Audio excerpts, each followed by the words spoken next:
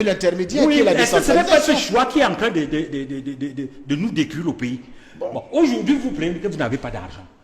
Est-ce que vous savez que la crise anglophone saigne la trésorerie à blanc? Est-ce que vous savez ce que le mal que vous avez créé dans ce pays avec votre entêtement? Et combien de milliards par semaine? Et vous avez même quel moyen aujourd'hui pour réduire la crise anglophone? Vous êtes parti depuis 8 ans. Vous êtes parti pour écouter depuis 8 ans. Elle a commencé en 2016, mais oui, on va traîner ça. Aujourd'hui, on va traîner ça depuis combien combien d'années? Isolés. On va traîner ça depuis combien d'années? C'est presque fini. Donc maintenant, c'est presque fini. Il y a le calme dans le sud-ouest, le calme dans le nord-ouest. Et je crois qu'on assiste à quelques actes isolés de temps en temps. Mais le Premier ministre quelques actes isolés. Il y va, il tient des réunions dans le sud-ouest tout le temps. Le Premier ministre va dans son village de façon régulière. De façon régulière. Monsieur Atanganji, il peut aller à Bamenda. Mais il y est allé plus de 27 fois. Depuis que la crise a commencé, il y va. Mais il le dit dans des réunions. Il y est allé, j'ai plus de 30 fois aujourd'hui. Quand vous dites non, on n'est pas en train de s'égarer. Laissons la parole à... C'est pour dire que les choses sont en train d'être... Laissons la parole à... Ce n'est pas la décentralisation qui a créé l'embrasement. On revient à notre sujet. Ils ne sortent jamais de leur palais. Mais l'évidence est là. Quand on sort, même au boulevard du 20 mai, il y a toujours un con, il y a des tas d'ordures partout. Donc le vrai problème, c'est la volonté, le volontarisme politique. Je suis désolé, quand on n'aime pas son pays, quand il n'y a pas de passion, moi j'étais au Tchad au moins 3 fois, le Tchad a fait une fulgurance, une évolution fulgurante en termes d'hygiène publique, de salubrité publique. La Guinée équatoriale, c'est la même chose. Le Congo-Brazzaville, des pays où j'ai été, Kinshasa même fait des efforts. Kagame, pour ne pas parler du Rwanda, c'est la prise de conscience. L'amour, le patriotisme vous guide forcément à boulot. Oui, peu importe, mais on parle de salubrité publique. Kagame vous gêne. Ça, c'est une parenthèse. Le plus important, c'est d'abord d'aimer son pays. On ne peut pas passer sa vie à fréquenter les rues, les trottoirs à l'étranger, voir la propreté qui s'y dégage, et rentrer dans son pays, vivre dans une poubelle et s'en accommoder. Ce n'est pas possible. Donc il y a une indifférence totale vis-à-vis de son propre pays.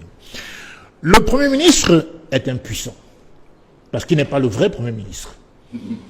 Le vrai Premier ministre, c'est le SGPR, tout le monde le sait. Tout le monde le sait. Je ne vois pas pourquoi on maintient cette fonction de Premier ministre. Le SGPR est en train de remplir totalement la fonction de Premier ministre. C'est une évidence. Le MINDU, la ministre de l'Habitat et du Développement urbain, elle est d'une incompétence notoire. C'est notoire. Même les logements sociaux. Il y a la ville, l'aspect de la ville, qui devait être quand même revu par la ministre. Elle passe son temps à faire le tour du monde, mais sans aucune inspiration. Elle sert à quoi? Bien sûr, et je crois que Majesté l'a dit... Peut-être attend-elle également les financements, non? Non, les financements, c'est quoi?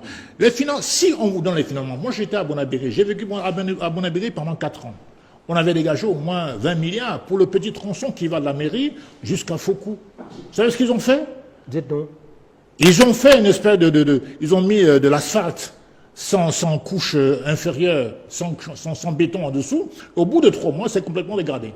Il a fallu que les populations s'énervent, se mettent en colère, pour qu'on reprenne la même chose. C'est-à-dire quand on sort un budget, sur les 12 milliards, 10 milliards sont dilapidés. 10 milliards sont dilapidés. Conséquence, on a les routes qu'on hérite d'aujourd'hui. Mais d'où vient l'incompétence, la MINDU, alors? L'incompétence, c'est qu'elle a en charge d'harmoniser l'habitat, ça va avec la salubrité publique. Elle ne le fait pas.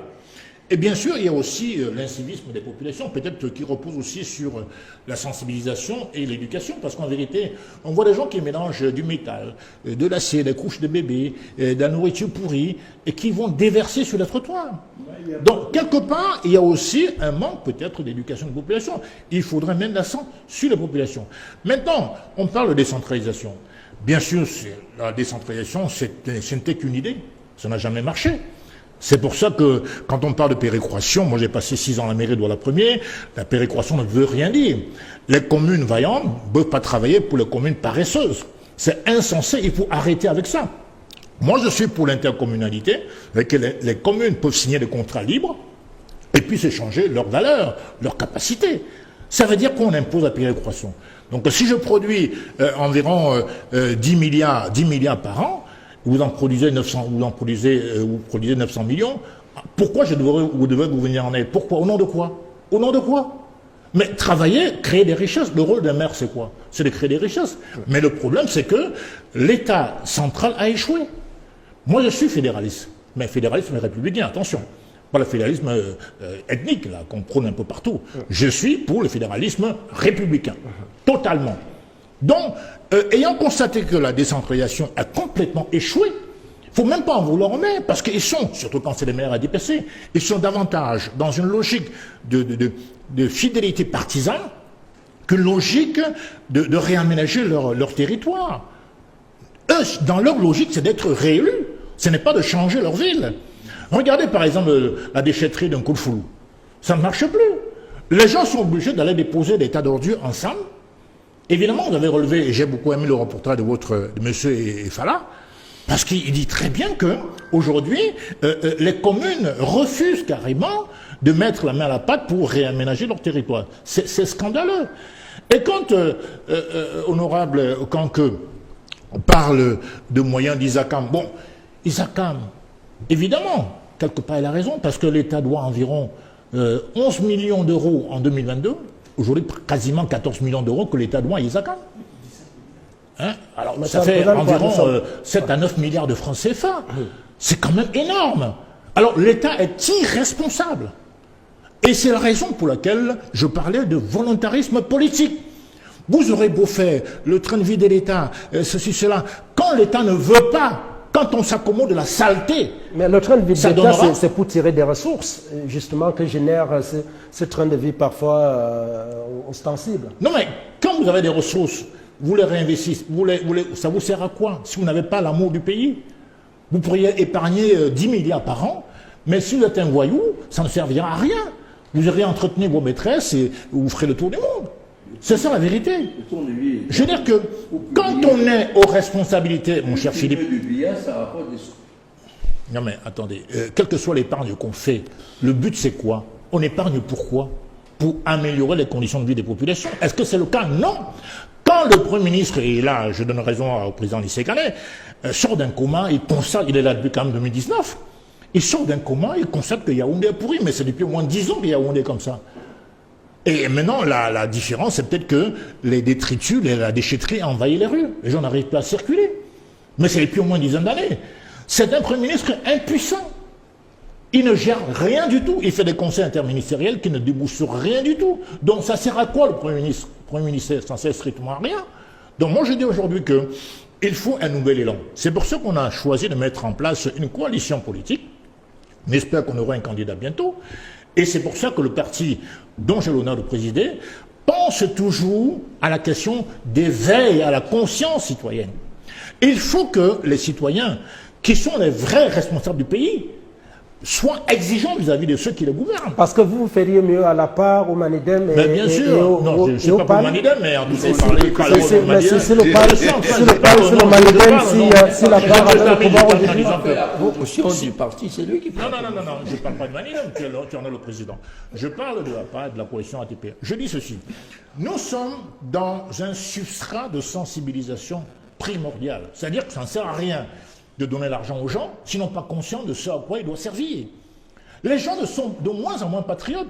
Les gens sont davantage dans une logique villageoise et tribale que dans une logique nationale.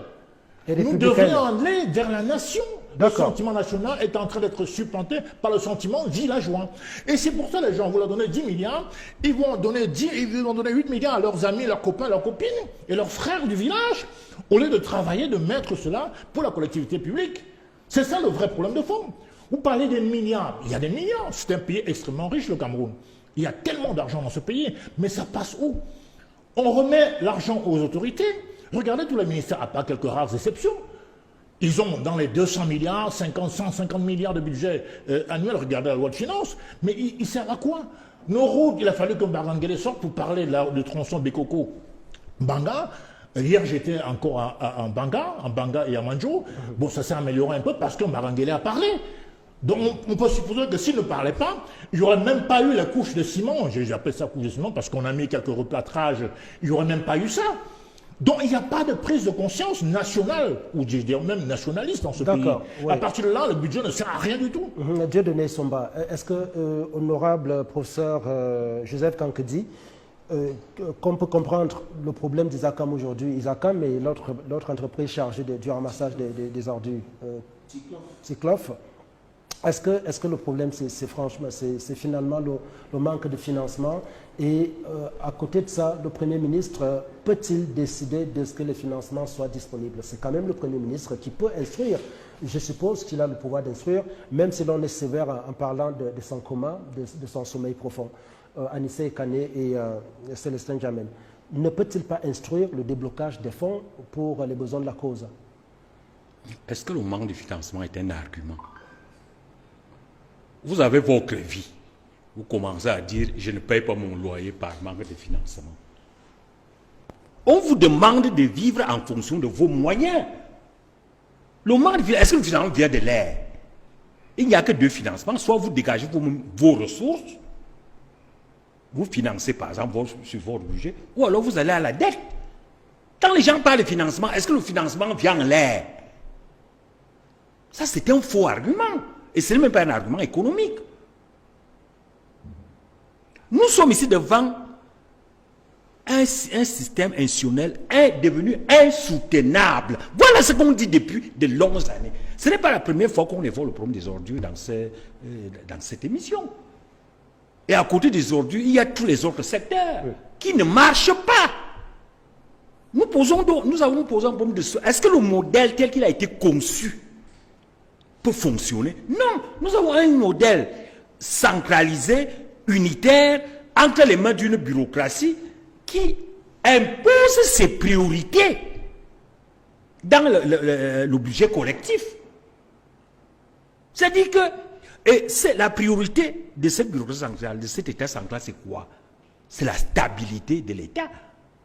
C'est la paix, c'est le calme. Y compris au détriment du secteur social et du secteur productif. Ce qui fait donc que, techniquement parlant, le secteur productif et le secteur social sont des variables d'ajustement.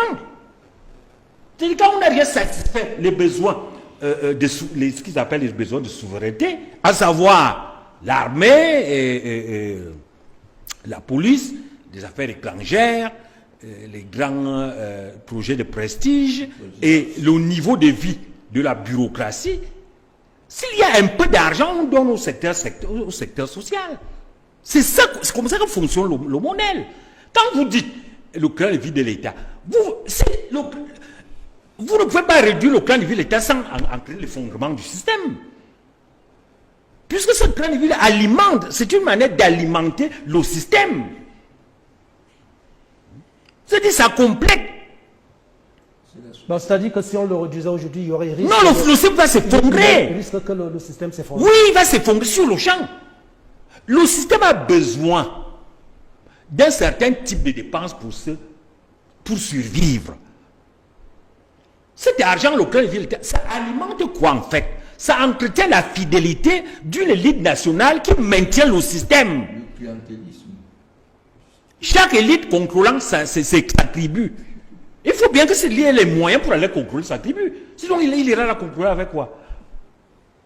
C'est un modèle. Et vous ne pouvez pas résoudre les problèmes du Cameroun si vous ne sortez pas de ce modèle. Voilà le discours qu'on tient depuis longtemps. Vous dites, oh, réduire le clan de l'État. Qui va réduire le clan de l'État? Vous réduisez le clan de l'État. C'est exactement comme si vous avez réduit les moyens de l'armée ou les moyens de la police. Non. Le clan de l'État est un moyen de financer l'un des supports du système exactement comme le financement de l'armée entretient le support permet à l'armée de supporter le régime. C'est un modèle. Dans ce cas dont Dieudonné Somba, le Premier ministre fait-il de l'enfumage en organisant des réunions avec des ministères? Le Premier ministre, comme d'ailleurs le gouvernement, est dans ce qu'on appelle la gestion de l'urgence. Ça veut dire que nous avons un modèle qui lui fonctionne sur la base des dépenses de souveraineté, comme ils appellent, donc des dépenses de maintien du système. Mais lorsque un aspect productif ou un aspect social prend un caractère critique, ils viennent donc, avec un peu de démagogie, tout simplement pour montrer qu'ils s'occupent des populations. Maintenant, il va trouver un peu d'argent pour essayer de nettoyer. Mais le problème reste. Le problème reste. C'est pour ça qu'on a demandé de fédéraliser le pays. Il faut le fédéraliser. Pourquoi on demande la fédéralisation du pays? Simplement parce qu'il faut créer 2 niveaux de priorisation. Le premier niveau, le niveau central, lui a toujours ses priorités de stabilité du système, de paix. Il va consacrer plus d'argent. Aujourd'hui, l'essentiel de l'argent, ça va au nozo. Parce que c'est sa priorité. Donc il faut créer un autre niveau qui a d'autres priorités. Donc les priorités de production et les priorités sociales. Parce que tant qu'on a un seul État, un seul niveau de décision, mais ce sont les priorités de ce niveau de décision qui vont s'imposer sur les ressources collectives. C'est ce que la bureaucratie centrale veut, c'est ce que le pouvoir central veut, qui va s'imposer au reste et confisquer tout l'argent. C'est pour ça qu'il faut impérativement découper le pays en 2 niveaux. On reste avec un niveau central qui, lui, va se continuer avec ses vieilles priorités. Et puis un niveau secondaire qui, lui, va désormais prendre en charge les priorités sociales, les priorités de production. C'est ça qui permettra donc réellement, on ait un système qui s'occupe du développement. Aujourd'hui, tel que c'est structuré, ce n'est pas possible. Vous demandez l'impossible. Mais je pense que c'est, si vous permettez, parce que dans une démarche politique, il faut toujours faire la part des choses entre le souhaitable et le possible. Nous ne sommes pas dans un contexte où on doit débattre du souhaitable.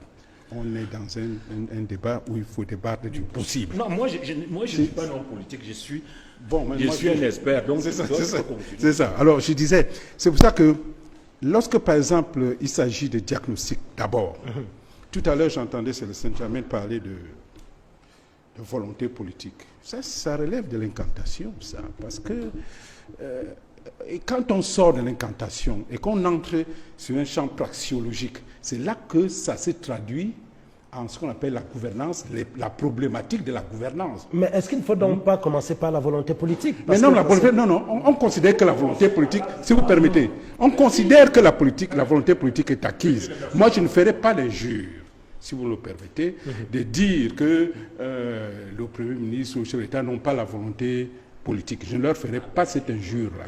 Je le leur concède en disant que si on considère, toutes choses égales par ailleurs, que la volonté politique est acquise, maintenant, comment faire pour que cette volonté politique-là se traduise dans la réalité que vivent les Camerounais?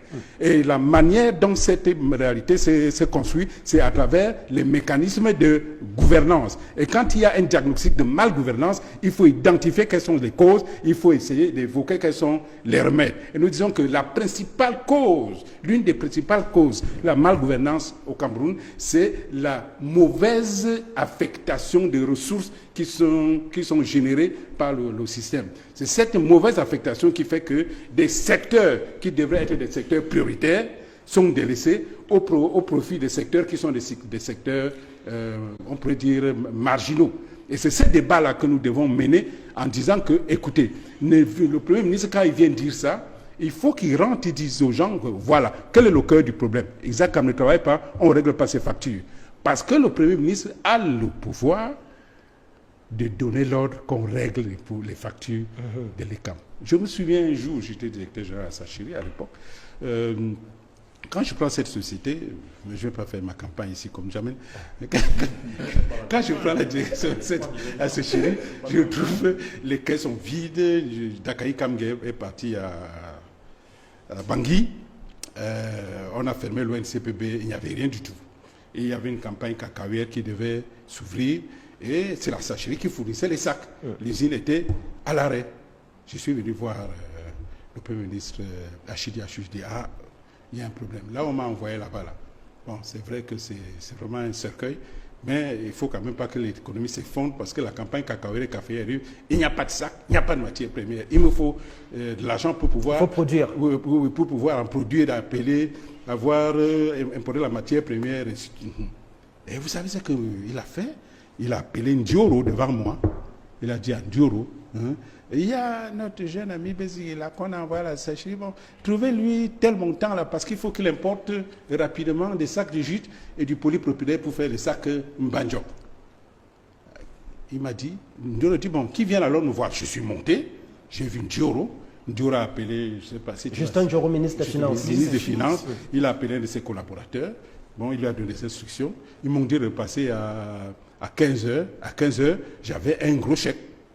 Un gros chèque. C'est pour dire que le Premier ministre, le Premier ministre il a le pouvoir, contrairement à ce qu'on pense.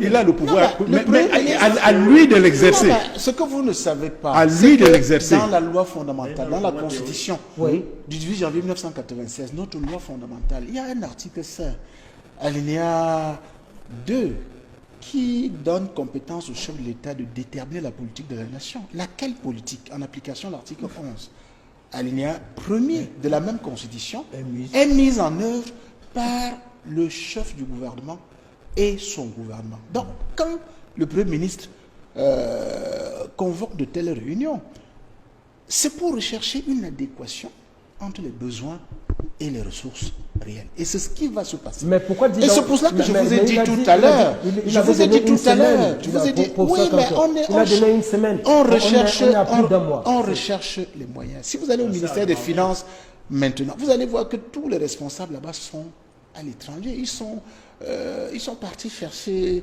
de quoi financer, je dirais, le budget de l'État. Il faut faire. Honorable, une fois qu'ils l'ont fait. Ils se battent. Mais d'accord. Ils se battent. Une fois qu'on a ça, on aura cet argent et les villes, nos grandes métropoles seront propres. Je vous ai dit ça. Si vous permettez. Le Premier ministre travaille en étroite collaboration avec le chef de l'État et en étroite collaboration avec les autres membres du gouvernement. Il n'est pas un Premier ministre inexistant comme le Non, il existe. Non, je ne peux pas dire la même chose. Le Premier ministre, je vous ai dit, le Premier ministre met en œuvre la politique conçue ou déterminée par le chef de l'État dans les compétences que lui attribue l'article 5 alinéa 1 de la Constitution. Et l'article 11 donne compétence au Premier ministre de mettre cette politique en œuvre. Et c'est ce que le Premier ministre fait. Vous permettez. Vous ne pouvez pas dire que le Premier ministre avant de revenir au procès. Non, le Premier ministre travaille. Ce que je voulais dire, c'est que quand il y a un problème comme celui-là, vous savez comment on le résout. On résout l'urgence, ensuite on regarde quel est le problème structurel, on dit il faut résoudre le problème structurel. Et le problème structurel, c'est le problème de on parle de la gouvernance, notamment de la mise en œuvre effective de la décentralisation. Vous avez parlé des communes, des ressources dont on se vous avez pour payer leurs prestataires. Et vous êtes maire, oui. Sa Majesté. Oui. Vous savez très bien qu'en décembre dernier, au niveau de l'Assemblée nationale, on a voté une loi, n'est-ce pas, sur la fiscalité locale. Et cette loi sur la fiscalité locale, je crois, vous permet aujourd'hui de travailler de façon autonome pour régler un certain nombre de problèmes. Comme les problèmes d'ordure ménagère, par exemple. Justement, monsieur. Et par rapport aux 15%, les 15%, c'est vrai, l'État ne donne pas la totalité des 15%, tel que prévu par le Code général du 24 décembre 2019. La loi est faite pour être appliquée. Mais moi, je dis... La loi est faite pour être appliquée. Mais elle est appliquée, mais quoi, avec des priorités. Entre 15 et 12. Mais c'est ce problème des priorités là qui fait débat. Bien précis. Qui pose le problème aujourd'hui. Voilà. Je dois vous dire que la fameuse loi de la fiscalité locale que l'on évoque à renforcer ce qu'on appelle l'unicité de caisse. C'est-à-dire à ramener tout le petit argent que les communes pouvaient avoir là, pour mettre un peu du beurre dans les épinards. Encore après l'adoption de cette nouvelle loi? Oui, tout monte. C'est un meilleur Tout monte maintenant. Et maître l'honorable ne peut pas me démentir.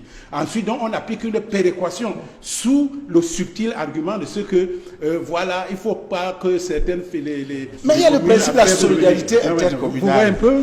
Et ce principe est applicable. Or, qu'est-ce qui se passe? Tout cet argent-là est mis à la disposition d'une instance qui a sa grille de priorité. Parce que c'est là le véritable problème. La grille des priorités au niveau central n'est pas la même que la priorité que nous autres on a au niveau territorial. Décentralisé, oui. Et du coup, on se retrouve avec des missions qu'on doit remplir, mais les ressources, même quand elles sont mobilisées sur notre territoire, nous en perdons le contrôle parce qu'elles vont d'abord ailleurs et on voit qu'elles partent au droit de on se retrouve donc pratiquement ligoté.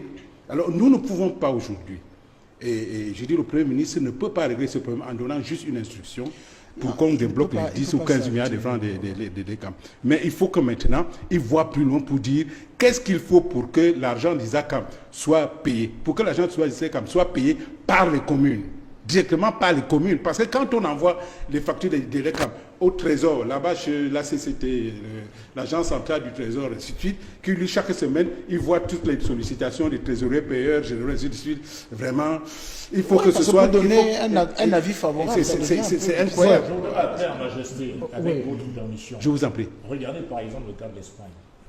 L'Espagne n'est pas un pays fédéral. C'est une nation qui pratique la vraie décentralisation. Sauf que là-bas, il y a une vraie autonomie qui est dédiée aux régions. Et ça fonctionne très bien. Donc ici, chez nous au Cameroun, les FECOM qu'on avait mis en place pour prêter un peu d'argent aux communes, les FECOM retient l'argent des communes. Retient l'argent des communes. Ça fait des années que ça dure. Et le FECOM n'est jamais interpellé. Ils ont même eu un dirigeant qui a été en prison, me semble-t-il. Donc c'est pour dire que, quand je parle de volonté politique, la volonté s'incarne dans les actes qu'on voit. On ne peut pas à la fois constater qu'il n'y a rien sur le terrain, rien à appliquer, et dire qu'il y a une volonté politique. Mais quand je suis volontariste, je fais un suivi. S'il y a un budget qui est dégagé de 10 milliards, 20 milliards, 100 milliards, je dois suivre, d'ailleurs dans les communes, il y a ce qu'on appelle le compte administratif. On a voté un budget, et ensuite on voit ce qu'on fait, on a fait du budget. Donc ça veut dire qu'il y a une volonté de suivre ce qui a été fait du budget. Ce n'est jamais le cas. C'est comme si un système organisé de pillage de l'État. Mais voilà. Le Cameroun n'est pas un pays pauvre. Ça veut dire que le système qui est en place est fait en sorte que les amis, les coquins et les coquins s'empiffent, se partagent l'argent. Il n'y a pas de volonté. Le vrai problème même, moi je ne serais pas fédéraliste si la décentralisation avait marché. Jamais de la vie. D'accord. Mais je constate que dans ce pays, la c'est décentralisation, c'est un d'idées, processus. malheureusement. Et ce processus, chez nous, a commencé avec la Constitution du 10 janvier 1996. Donc c'est une décentralisation encore jeune. Et nous sommes, ça a commencé en France en 1982. Mais ça ne peut pas être un processus. Ça fait qui 30 ans. s'achève. Ça fait Mais on ne 30 fait ans. qu'évoluer, vous comprenez? 30 ans. Donc il y a des efforts qui sont faits parce que la région vient d'être fonctionnelle. Et pourtant, c'était le deuxième et dernier échelon de la décentralisation. Et aujourd'hui, les régions sont fonctionnelles dans notre pays. Les prochaines élections régionales auront lieu en décembre prochain. Pour ajouter à la liste... Donc la décentralisation au Cameroun marche un tout petit peu.